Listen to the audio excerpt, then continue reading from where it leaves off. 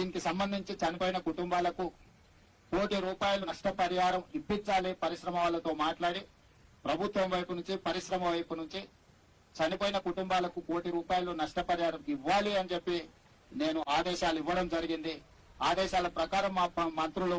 పరిశ్రమ యజమానులతో మాట్లాడి ప్రభుత్వం వైపు నుంచి సహకారం తీసుకొని వాళ్ళకి నష్టపరిహారం అందించడం జరుగుతుంది. అదేవిధంగా తీవ్రంగా గాయాల పాలైన వాళ్ళకి పని చేసుకోలేని పరిస్థితులు, ఒకవేళ వాళ్ళు బ్రతికి బాగా ఇంటికి వచ్చినా పని చేసుకోలేని పరిస్థితిలో ఉంటే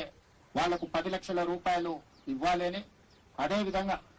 దెబ్బలు గాయాల పాలై కొంతకాలం పని చేయలేని పరిస్థితిలో ఉండి